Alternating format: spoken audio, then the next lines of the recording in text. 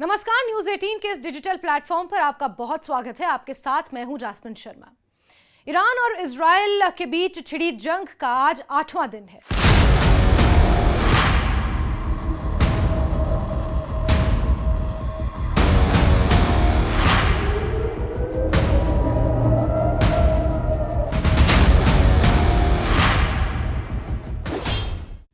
Iran की तरफ से बैलिस्टिक मिसाइलें दागी गई हैं। इजराइल को भी काफी नुकसान हुआ है और ये जंग अब और ज्यादा भीषण हो गई है।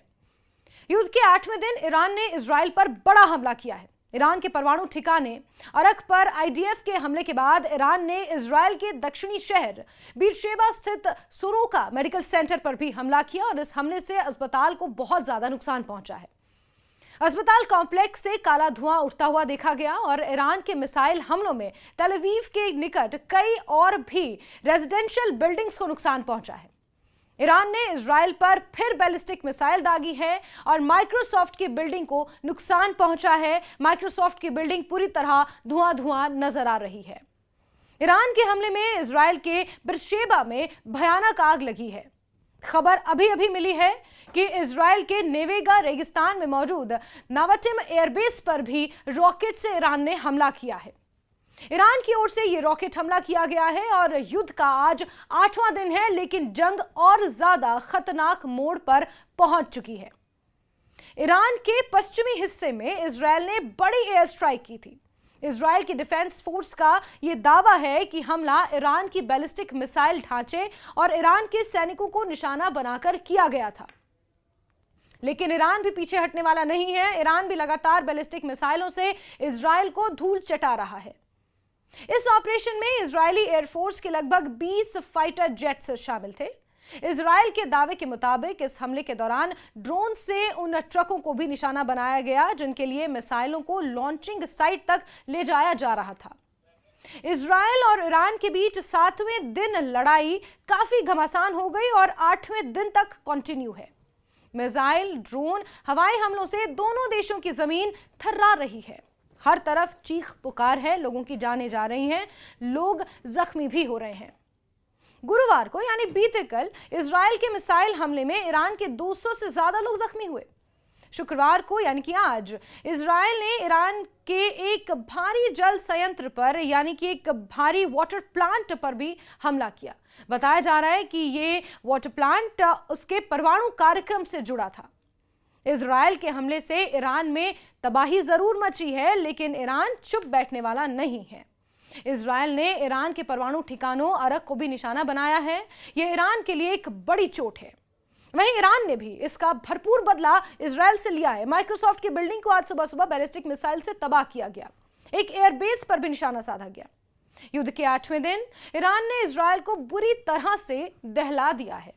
इजराइल के बीरशेबा से सोरोका अस्पताल पर यह हमला कर ईरान ने उसे बड़ा झटका दिया है कि इजराइल कहीं ईरान को कमजोर ना समझे। यह मैसेज देने की भी कोशिश की जा रही है।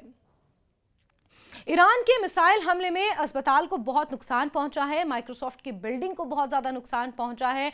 वहां पर फायर ब्रिगेड, इमरजेंसी की गाड़ियां बुलानी पड़ी आग पर काबू पाने के लिए। भयानक तबाही मची हुई है। धमाके के बाद अस्पताल की इमारत धुआं हो गई। माइक्रोसॉफ्ट की बिल्डिंग को भी आप धुआं होते हुए देख सकते हैं। अफरा तफरी मच गई। 70 से ज्यादा लोग जख्मी हुए हैं। इजराइल के स्वास्थ्य मंत्रालय यानी कि मेडिकल डिपार्टमेंट के अनुसार ईरान के मिसाइल हमलों से कम 240 लोग जख्मी हुए हैं, जिसमें से 4 गंभीर रूप से घायल हैं। ईरान के भयानक हमले से इजराइल भड़क उठा है।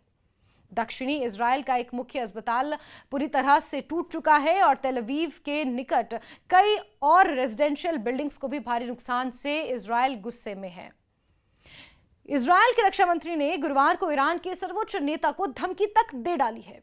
מצב חמינאי, היטלר המודרני, אדם עומד עשרות שנים בראש מעצמה, יש לו השפעה אידיאולוגית רבה, הוא מפעיל אותה ואומר שהוא בעד השמדת ישראל, הוא מפעיל את כל המשאבים גם על חשבון העם שלו למען המטרה, ואנחנו רואים היום הוכחה שהוא באופן אישי נותן הוראה לירות על בתי חולים. इजराइल के रक्षा मंत्री कात्स ने कहा कि ईरान के सर्वोच्च नेता अयातुल्लाह अली खamenei का अस्तित्व नहीं बचेगा। ये धमकी उन्होंने दी। उन्होंने कहा कि इजरायली रक्षा बलों को निर्देश दिए गए हैं और वो जानते हैं कि अपने सभी लक्ष्यों को किस तरह हासिल करना है। उन्होंने एक तल्ख लहजे में कहा कि खamenei को बिल्कुल भी अस्तित्व में रहने का अधिकार नहीं होना चाहिए। वहीं इजराइल के प्रधानमंत्री बेंजामिन नेतन्याहू ने अस्पताल पर हमले की निंदा की और जवाब देने का संकल्प लेते हुए कहा कि हम तेहरान में बैठे अत्याचारियों से इसकी पूरी कीमत वसूलेंगे। इजराइल पर ईरान ने करीब 400 मिसाइलें और सैकड़ों ड्रोन्स दागे हैं, जिससे इजराइल में कम से कम 24 लोग मारे गए हैं और सैकड़ों लोग जख्मी भी हुए हैं। वहीं इजराइल के हमले में भी सैकड़ों लोग मारे गए हैं। वॉशिंगटन स्थित एक ईरानी मानवाधिकार समूह ने यह बताया कि ईरान में 263 आम नागरिक सहित कम से कम 640 लोग मारे गए हैं और 1300 से ज्यादा लोग जख्मी भी हैं। ईरानी मिसाइलों के बीच इजरायली सेना के एक अधिकारी ने गुरुवार को कहा कि ईरान ने अपने हमलों में कई आयुधों वाली मिसाइल का इस्तेमाल किया है, जिसमें इजराइल की सुरक्षा के लिए नई चुनौती पैदा हो सकती है।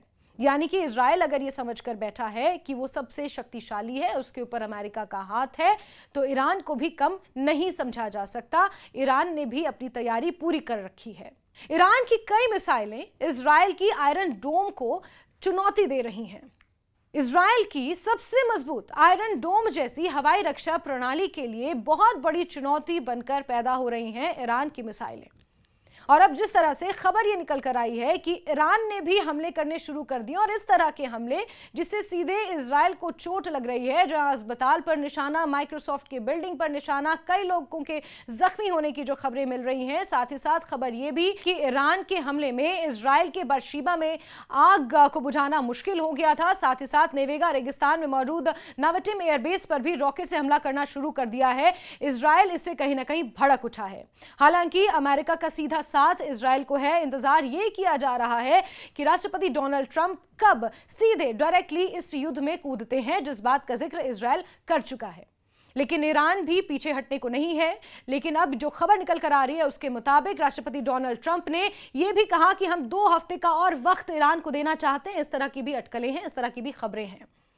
लेकिन ईरान अब थमने वाला नहीं है, रुकने वाला नहीं है। इस युद्ध का 8वां दिन है और 8वें दिन किस तरह तबाही का मंजर देखने को मिल रहा है, ये सबके सामने है। जहां एक तरफ इजराइल हमला करता है तो रिटेलिएट करने के लिए ईरान भी चुप नहीं बैठता है और अपनी बैलिस्टिक मिसाइलों से ताबड़तोड़ हमले कर रहा है। ताजा हमले में इजराइल की माइक्रोसॉफ्ट बिल्डिंग और एक अस्पताल को नुकसान पहुंचा है। अब देखना होगा कि इजराइल इसको लेकर क्या करता है, क्योंकि इजराइल धमकी दे चुका है, जवाब दे चुका है कि इसकी कीमत तेहरान में बैठे लोगों से वसूली जाएगी।